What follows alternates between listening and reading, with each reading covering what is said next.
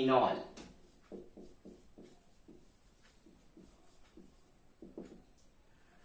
आपको मालूम है फिनॉल, सबको पता है कि ये फिनॉल है।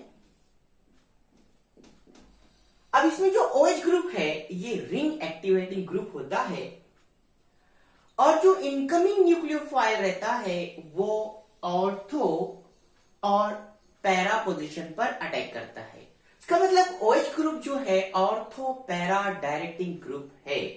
जब हम फिनॉल का नाइट्रेशन अमल कराएंगे, हेलोजिनेशन अमल कराएंगे, सल्फोनेशन अमल कराएंगे, तो जो इनकमिंग जो ग्रुप रहेगा वो ऑर्थो और पैरा पोजीशन पर अटैक करेगा।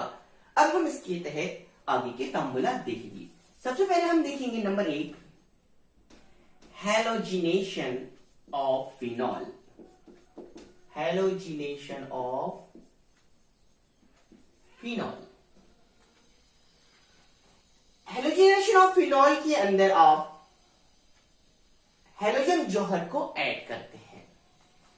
तो रिएक्शन किस तरह से होती है हम देखेंगे। यहां पर हम ब्रोमिनेशन देखेंगे, ब्रोमिनेशन का अमल, ब्रोमिनेशन का। लेकिन रिएक्शन कंडीशन भी देखना बहुत जरूरी है। वो किस तरह से हम देखेंगे। फिनॉल लेंगे, फिनॉल का तामुल aqueous solution of bromine, aqueous solution of bromine, यानी कि हम फिनॉल का तामुल एक्वस सॉल्यूशन ऑफ ब्रोमीन के साथ जब कराते हैं तो हमको सबसे पहले प्रोडक्ट याद रखना आपने,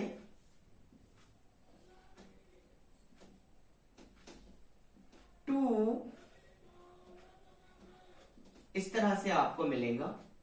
देखिए carbon number 1, carbon number 2, carbon number 3, 4, 5, 6। तो जो आपको प्रोडक्ट मिलेगा 2,4,6, 2,4,6 ट्राई ब्रोमोफिनॉल, ये हासिल होगा जब हम एक्वस सॉल्यूशन ऑफ ब्रोमीन ले रहे हैं तब।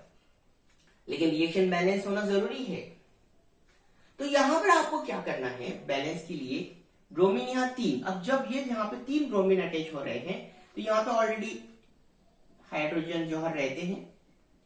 तो ये 3 मुकाम पर जब ब्रोमीन जुड़ रहे हैं तो ये 3 हाइड्रोजन रिमूव हो गए। तो यहां पर ब्रोमीन, अब ये 3 हाइड्रोजन रिमूव हो गए, ये 3 हाइड्रोजन, अब ये 3 हाइड्रोजन के लिए 3 ब्रोमीन और होना, और 3 ब्रोमीन यहां, तो टोटल 6 ब्रोमीन चाहिए। तो यहां पर ब्रोमीन तो 2 है, तो हम बैलेंस करने के लिए यहां पर 3 मोल्स ऑफ ब्रोमीन लेंगे, यानी ये 3 मोल्स ऑफ Br2 हो जाएगा तो 6 ब्रोमीन हो जाएंगे। ठीक है, तो अब देखिए रिएक्शन बैलेंस है के लिए 1 2 3 और यहां पर आ जाएगा 3HBr। ये हो गया हेलोजिनेशन ऑफ फिनॉल। लेकिन अगर हम कंडीशन चेंज करते हैं तब क्या होता है, ये तो समझ में आ गया आपके। फर्ज करो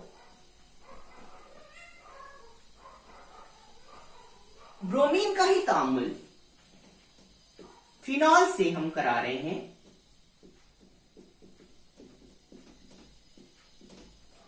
कार्बन डाइसल्फाइड की मौजूदगी में CH2 रूम टेम्परेचर के तहत, रूम टेम्परेचर पर हमको रिएक्शन करानी है। तो यहां पर अब कार्बन डाइसल्फाइड आया तो जब इनकमिंग जो रहेगा ब्रोमीन, पहले 2,4,6 ट्राइब्रोमोफिनॉल मिला था हमको, अब यहां पर कुछ अलग मिलेगा। देखिए अब किस तरह से, तो हम ब्रोमीन इन कार्बन डाइसल्फाइड लेते हैं तब हमको ऑर्थो ब्रोमोफिनॉल और पैरा ब्रोमोफिनॉल ये मिक्सचर हासिल होता है।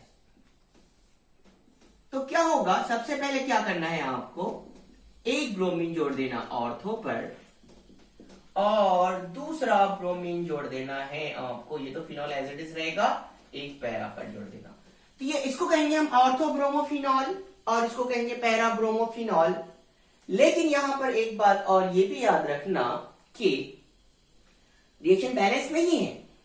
यहां पर जब आप देख रहे हैं ऑर्थो ब्रोमोफिनॉल और पैरा ब्रोमोफिनॉल, तो यहां पे ये 2 मोल्स और ब्रोमीन यहाँ पर एक ऑर्थो पे जुड़ा, एक पैरा पे जुड़ा, और यहाँ के दो हाइड्रोजन, वो दो हाइड्रोजन के साथ और दो ब्रोमीन होना हमको, तो हम क्या करेंगे 2Br2, तो ये हो जाएंगे 4, दो यहां पर आ गए और दो जो हाइड्रोजन निकले, एक यहाँ का और एक यहाँ का, उसके साथ हम 2Br लगा देंगे। इस तरह से 2HBr मिलेगा। ये हो गया हेलोजिनेशन ऑफ फिनॉल। अब उसके बाद जो नेक्स्ट रिएक्शन है नाइट्रेशन ऑफ फिनॉल।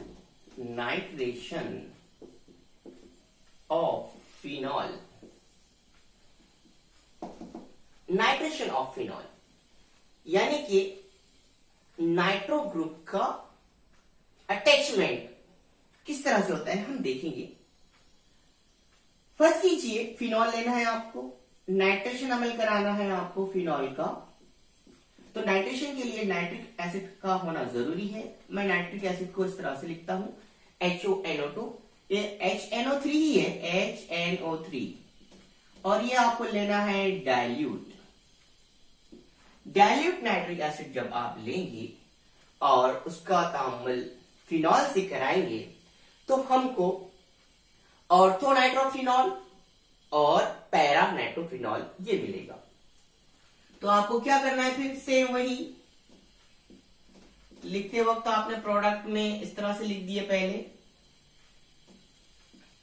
तो एक नाइट्रो ग्रुप कहां जुड़ेगा, ऑर्थो पोजीशन पर, और दूसरा पैरा पोजीशन पर, और सेम यहां का एक हाइड्रोजन और एक यहां का एक हाइड्रोजन, और ये नाइट्रो ग्रुप, ये नाइट्रो ग्रुप यहां जुड़ गया। तो यहां पे जो OH ग्रुप है, तो यहां पे आपने क्या करना है, इसको बैलेंस के लिए 2 करना है, यानी 2 OH बच जाएंगे। नाइट्रो ग्रुप 2 है तो एक ऑर्थो पे आ गया, एक पैरा पे आ गया, और ये 2 OH। अब यहां का ऑलरेडी जो एक हाइड्रोजन था इस पोजीशन पर, नाइट्रो ग्रुप जुड़ने से पहले इस पोजीशन पर भी वो 2 हाइड्रोजन, एक यहां आ जाएगा, एक यहां पर आ जाएगा, और इस तरह से 2H2O बाहर निकल जाएगा।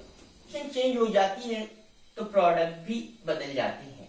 नाइट्रिक एसिड जो लिया आपने HONO2, अब डाइल्यूट नहीं ले रहा हूं मैं, कॉन्सेंट्रेटेड ले रहा हूं, रिएक्शन कंडीशन चेंज रहेगी। कॉन्सेंट्रेटेड नाइट्रिक एसिड ले रहा हूं मुर्तफिज, और उसमें कॉन्सेंट्रेटेड सल्फ्यूरिक एसिड ऐड कर रहा हूं। एक बात याद रखना आपने, ये दोनों का जो आमेजा है, कॉन्सेंट्रेटेड नाइट्रिक एसिड और सल्फ्यूरिक एसिड, इसे हम नाइट्रेटिंग मिक्सचर भी कहते हैं, इसे याद रखना। तो क्या होगा जब आप फिनॉल का तामुल कॉन्सेंट्रेटेड नाइट्रिक एसिड और सल्फ्यूरिक एसिड की मौजूदगी में कराएंगे, तो आपको जो प्रोडक्ट मिलेगा ऑर्थो पैरा नहीं मिलेगा, प्रोडक्ट चेंज हो जाएगा।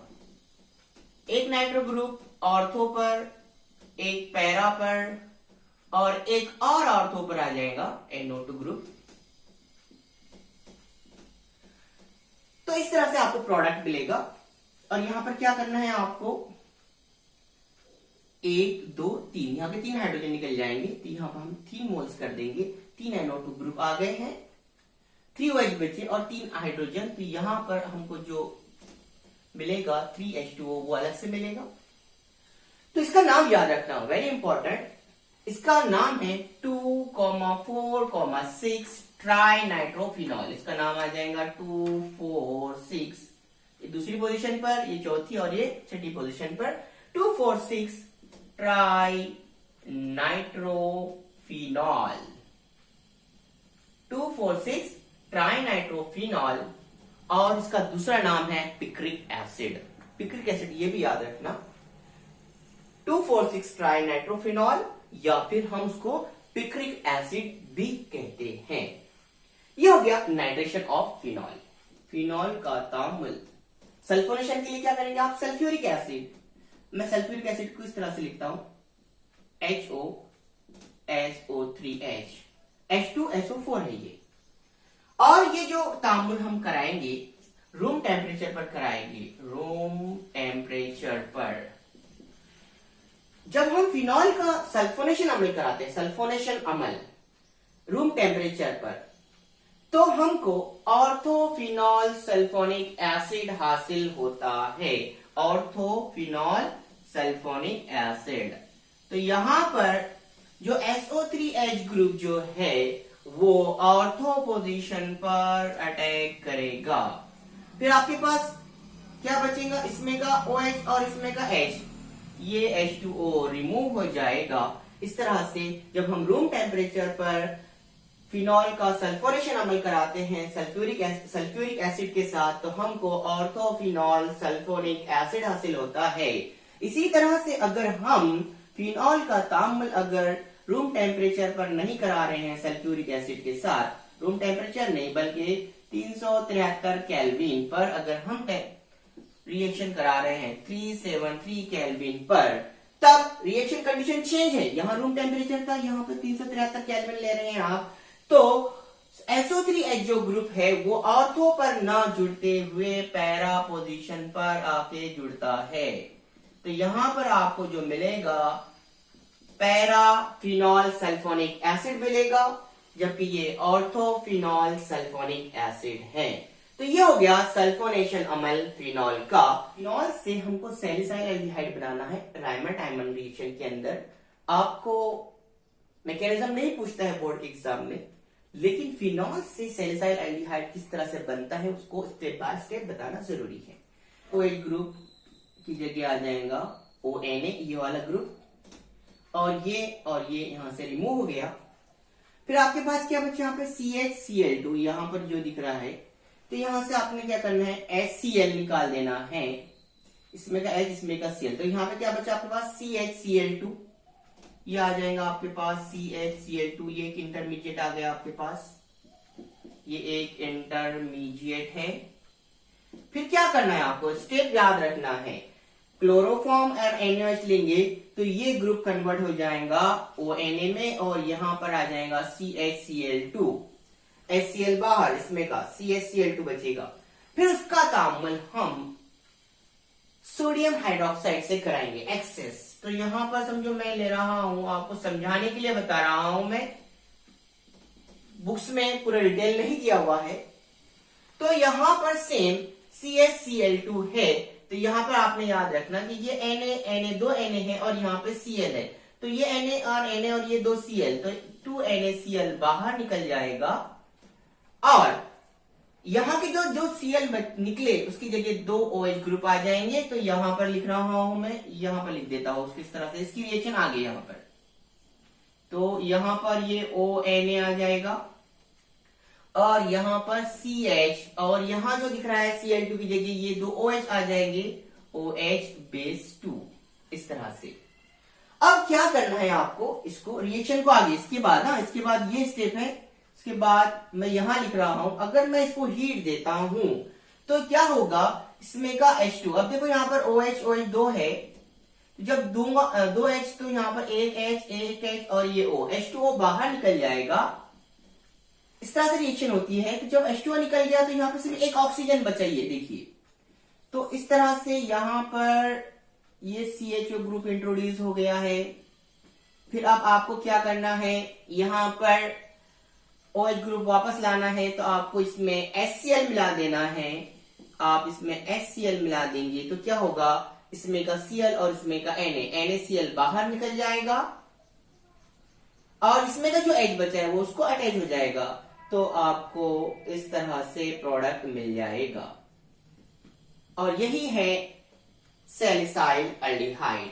राइमर टाइमर रिएक्शन में फिनॉल से हम सैलिसाइल एल्डिहाइड तैयार करते हैं। तो स्टेप याद रखना, फिनॉल का तामुल क्लोरोफॉर्म NaOH से कराएंगे तो कौन कौन से पोजीशन बदल रही है और किस तरह से बदल रही है वो याद रखना है। स्टेप बाय स्टेप आपको लिखना है। कोल्बेस तामुल देखेंगे, कोल्बेस रिएक्शन, कोल्बेस